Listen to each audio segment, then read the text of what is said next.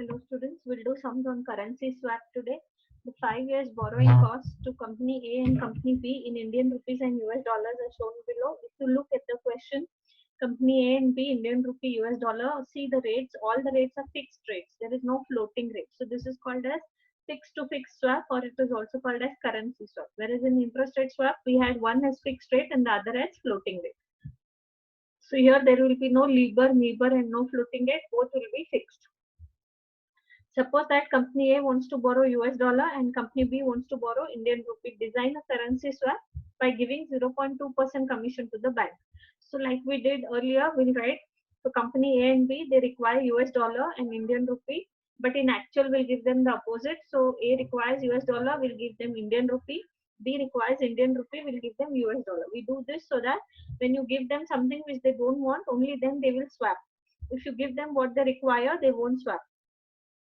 So in actual they're getting this and this is what they require, so they will swap it. Same, now we will find the swap gain. So we have to do fixed rates spread for Indian rupee. So for Indian rupee, what is the rate? We have to minus that. 12% minus 10%, you get 2%. This is the spread of Indian rupee. Then we'll do fixed rate spread for US dollar. 6% minus 5%, that is 1%. Next step is to find the QSD, quality spread differentials, which is nothing but subtracting both the answers. So 2% minus 1%, that is Indian spread minus US spread, you get 1% as the swap gain. From this 1% swap gain, we'll give a bank gain of 0.2%, which is given in the problem. So you get 0.8%. Now they have said the swap should be equally attractive to both the parties. See there.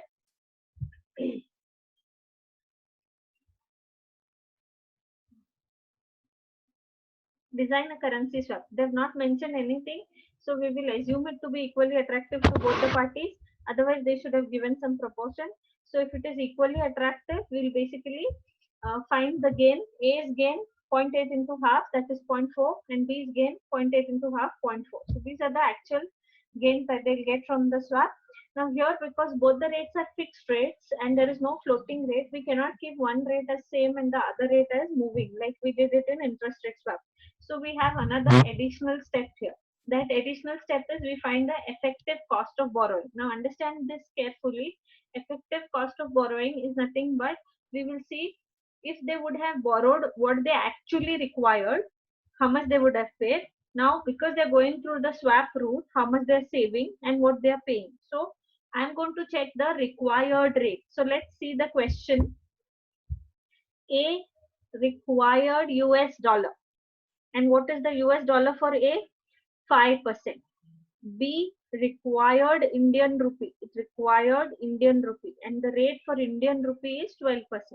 So A required 5% US dollars and B required 12% Indian rupees. So the effective cost of borrowing, A required 5%, but it is going through swap. So it will gain 0.4%. So from 5%, you should minus 0.4%. You get 4.6%. This is what A is ready to pay through swap. If I go through swap, I should save 4%. So I'm not going to pay full 5% which I required. In this 5%, I want a gain of 4%. So I save that much. And what I actually pay should be only 4.6%. Similarly, B required Indian rupee and the rate was 12% for B, but it is going through swap, so it will not pay 12%, it will save 0.4% here. So the effective cost for B will be 11.6%. Now why we needed this effective cost? Because as I told you, you cannot keep one rate fixed and change other rate. In the previous interest rate swap, one rate was floating, so we kept it as it is and we only changed the fixed rate. Here both are fixed, so we need to change both the rates in the diagram. That's the reason we find this effective cost. So now let's understand how the diagram works. Now A required US dollar, but we are giving him Indian rupee. So Indian rupee rate in the open market for A is 10%. A will pay 10% in the open market, and for B it required Indian rupee, but we are giving it US dollar, and for B US dollar rate in the open market is 6%. So they pay whatever actual they've got in the open market. Now A is ready to pay US dollar rate, but not 5% which is given in the problem. We have found the effective cost. It's ready to pay 4.6% because it wants a gain of 0.4%. So A will pay its effective cost of borrowing, that is 4.6% to B, which is the US dollar rate. Now what the bank will do? Bank will take 4.6% from A and it will see that B has paid 6%. So B needs 6%, but here there's only 4.6. So the bank will add another 1.4% here, make it 6%, and then transfer it to B. Why bank is adding 1.4%? Because here there's no floating rate. Both the rates are fixed. That's the reason bank is giving full whatever B has paid, it has to give it. So bank will receive 4.6 from A, it will add 1.4% to that money, and it will give 6% to B. I hope till here it is clear. A has paid 10% in open market, B has paid 6% in open market. This is what they actually had to pay, the actual which we did in that table. So if you see that table, actual INR and USD. So for A, actual INR is 10%, and for B, actual USD is 6%. So this is what they are paying in the open market. B is paying 6% and A is paying 10%.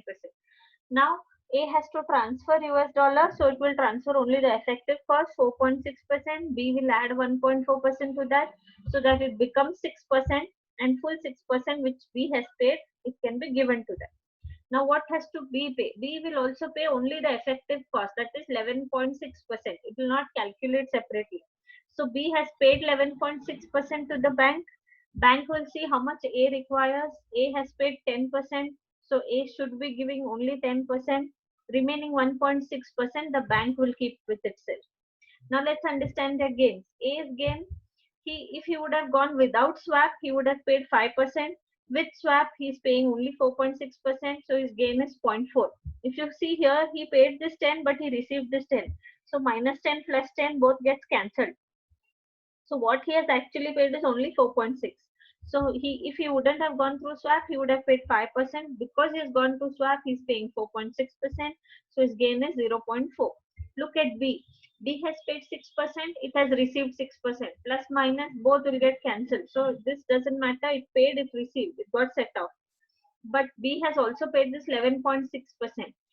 If B wouldn't have gone for swap, it would have paid 12% given in the problem.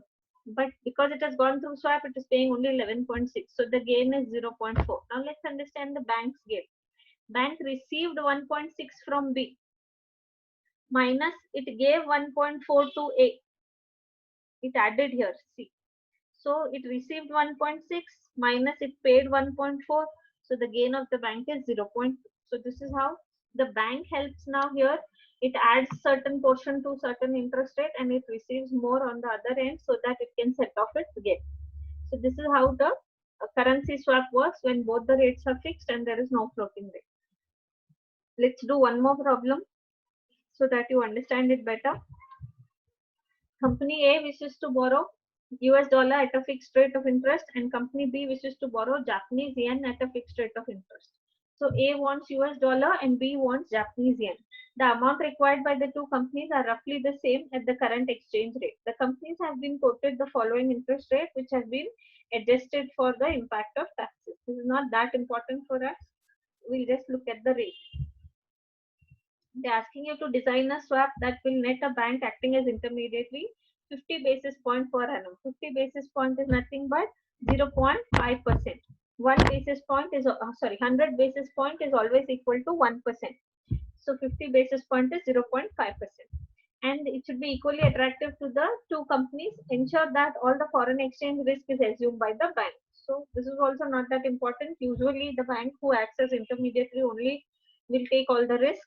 So it is not to be mentioned, but they've still given it. Let's see how the solution looks. So let's go to the things that they require. This is from the paper June, July 2011. Company A, Company B, these are the rates given in the table in the question. A has 5% in yen and 9.6% in US dollar, and B has 6.5% in yen and 10% in US dollar.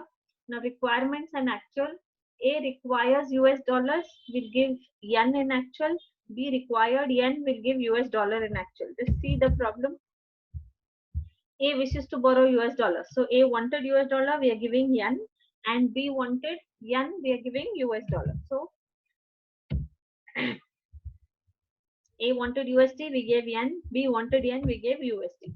Now we'll find fixed rate spread for both. Fixed rate spread for yen, 6.5 minus 5%, which comes to 1.5. Fixed rate spread for US dollar, 10 minus 9.6, which comes to 0.4. So if I minus both the answers, 1.5 minus 0.4, I get 1.1, which is the swap gain. Now this swap gain, we minus the bank gain. So 100 basis point is 1%, 50 basis point I told you 0.5%. So bank gain 0.5%, if you minus, you get 0.6%. This should be equally attractive to both the parties. So A's gain 0.6 into half 0.3 and B's gain 0.6 into half 0.3. So this is how till the gain it is clear. Now the new step that came was to find the effective cost of borrowing. How to find the effective cost of borrowing? We should see what they require. So see here, requirement. A requires US dollar, which is equal to 9. A requires US dollar, which is equal to 9.6%. So see here, A required 9.6 US dollar. In the market, the rate is 9.6%, but it is going through swap. So swap gain is 0.3. So 9.6 minus 0.3 gain, it will pay only 9.3%, the effective cost of borrowing. Now see what B required. B required yen, and the rate of yen is 6.5%, but it will not pay 6.5 because it is going through swap. It should gain 0.3, so it will pay only 6.2%. These are the effective cost of borrowings. Now, what will A pay in the open market? The actual. So what is actual of A? Actually, A has taken yen. So yen rate of A is 5%. So A has paid 5% in the open market. Actually, B has taken US dollars. So B's US dollar rate is 10%. It will pay 10% in the open market. Now they will swap. So A will pay the effective cost of borrowing, which is 9.3% to the bank. Bank will see how much B has paid. It has paid 10% and bank has received only 9.3. So it will add another 0.7, make it 10% and transfer it to B. Now B effective cost is 6.2. So B will say I can give only 6.2%. Bank will receive 6.2. It will see how much A has paid. It has paid only 5%. So bank will keep the additional 1.2 with itself and it will transfer only 5% to A. Now let's understand the gains. A paid 5%. A received 5%. So paid received minus it gets cancelled. So it has only paid 9.3. So A's gain is 9.6 it would have paid, but it has paid only 9.3, 0.3 is gain. B has paid 10 in the open market but received 10, so 10 gets cancelled, so it has only paid 6.2. If it would have not done swap, it would have paid 6.5, but now it's paying 6.2, so the gain is 0.3. Now bank has paid 0.7 and bank has received 1.2. So bank's gain is 1.2 minus 0.7, which is equal to 0.5. So this was about currency swap. We've done 2 problems. If you have any kind of doubts or anything, you can discuss with me during the next session and we'll clarify the doubts. Thank you.